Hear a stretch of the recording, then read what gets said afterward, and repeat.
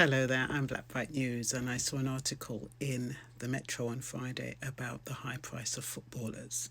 Now, because I've got to go to work leave for work in exactly 10 minutes, I just wanted to read to you what I've constructed and what I think people should know. I've titled it The Next Yamal, The Next Lamine, The Next Pepe, The Price That Every Footballer Pays. So, we all know that football is a global fantasy. We watch it, we live it, we attach our identities to it. But behind the fantasy lies a reality that is far less glamorous, far less forgiving, and sometimes far more human than people ever realise. Let's be honest, modern football is a pressure cooker disguised as a paradise. The wages are huge, the transfers are extravagant, the expectations, they're almost impossible. People point to the money and say, well, they're rich, so what are they complaining about? We've all done it. But money doesn't soften the blows in football. If anything, it sharpens them. Every pound a player earns becomes a stick the world uses to beat them with. Take Nicolas Pepe. I did a video on him the other day. A gifted, technical, beautiful winger. But the day Arsenal paid 72 million for him, his life changed. Not necessarily for the better. From that moment, every touch was analysed. Every mistake was magnified. He wasn't allowed to be human. He wasn't even allowed to simply be a good player. He had to be a 72 million player, whatever that means.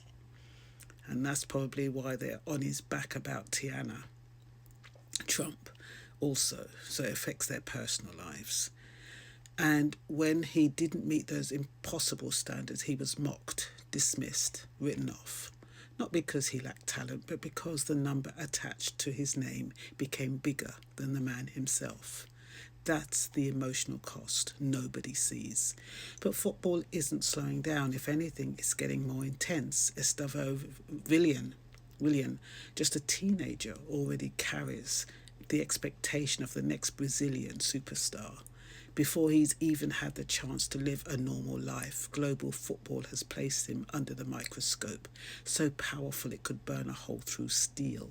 He is praised, pressured, branded, marketed, all before he's even had a chance to establish himself as an adult. People talk about potential as though it's a gift, but for a young player, potential is a weight. It's hope wrapped in anxiety. One wrong step, one difficult season, one big injury, and the world moves on without looking back. And then there's Lamine Yamal. Perhaps the most astonishing example of this double-edged reality, 16 years old, yet playing as though he's been an adult for the elite stage since birth. He dazzles, he electrifies. He does things grown men struggle to imagine, let alone execute. But here's the truth people don't like to dwell on. Talent at that level doesn't shield you from pressure. It multiplies it. Yamal is extraordinary, but the world watching him is relentless. One moment of brilliance goes viral, one mistake becomes a headline, and yes, his story is inspiring, proof of what determination, ability, and courage can achieve. But it's also a cautionary tale because the brighter the spotlight, the less there is room to breathe. Even seasoned professionals talk about the suffocation that comes with expectation. Imagine being 16 and carrying a football club's future, a fan base's hopes, and the global audience's obsession. That's not a dream. That's a tightrope. And here's another truth. Footballers live with a constant fear that most fans never consider. Not the fear of losing a match, fear of losing everything. Careers can end in a heartbeat. One torn ligament, one bad tackle, one clash of heads, and the life you built, the identity you shaped, the dreams you chased can disappear overnight. People assume money makes players bulletproof, but in reality, the higher the wage, the harder the fall. A player earning 150,000 a week isn't just expected to play well. They're expected to justify their existence week after week, season after season, no off days, no excuses, no humanity. When they struggle mentally, they're called weak. When they protect their privacy, they're called arrogant. When they show emotion, they're called unprofessional. Footballers are allowed to entertain, but rarely allowed to feel. And this conversation becomes even more uncomfortable when you introduce public's favourite topic, money. Why should a striker earn more in a week than a nurse earns in a year? Why should a teenager earn millions while communities are struggling? Morally, it's a fair question, but football's wages aren't moral.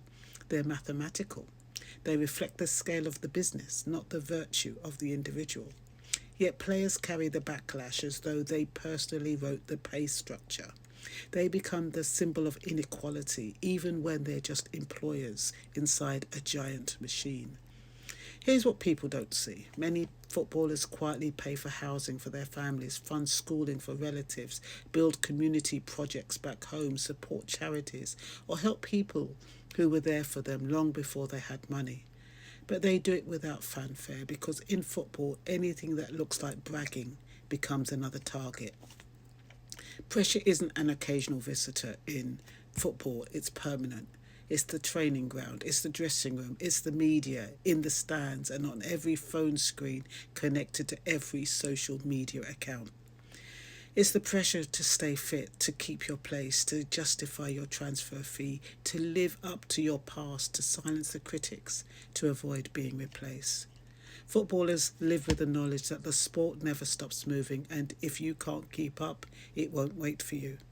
But amidst all this intensity, something important remains silent. Resilience. The player who survives, truly survives, are always the most talented. They're the ones who learn to turn the pressure into fuel, who use criticism as motivation, who accept that expectation is simply a part of the deal. And that's why stories like Yamal matter, not because he's young, but because he shows what it takes to face the impossible with clarity, courage and composure. His brilliance inspires, but his discipline teaches. His rise is breathtaking, but the responsibility he carries is immense. He reminds us that football isn't just a game, it's psychological endurance test wrapped in beauty and adrenaline. And that's the real story of modern football. A world that dazzles on the surface and demands everything underneath. A world where players are celebrated and scrutinised in equal measure. A world where the success is breathtaking. But survival is the real miracle. Footballers don't just chase glory, they navigate pressure so intense it can break a person. They endure criticism that would crush most people's confidence. They live with expectations no ordinary job would ever ask for. Yes, football is beautiful. Yes, football is powerful.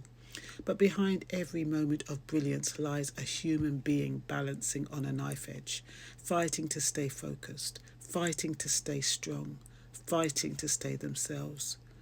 And those who thrive, they're not just skilled, they're not just lucky, they're not just well paid. They're resilient in a way the world rarely sees. And that resilience, not the money, not the fame, is what truly defines a footballer. And so I wanted to talk on that because, even when I see the value that footballers have and how much they're paid, I kind of question it and I question the morals around it. And that's why I had to really take stock and say, what is this all about? And when you see how much they're criticised, God forbid if they miss a goal or God forbid if they do something wrong.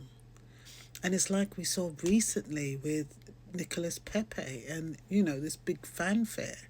Just because he's been paid millions, people start resenting them. It's great when they're performing well on the field, but when they do something wrong, like I said earlier, they're criticised.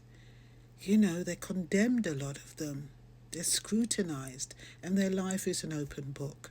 So you have to ask yourself, especially young people who want to be ballers, is the pressure worth it?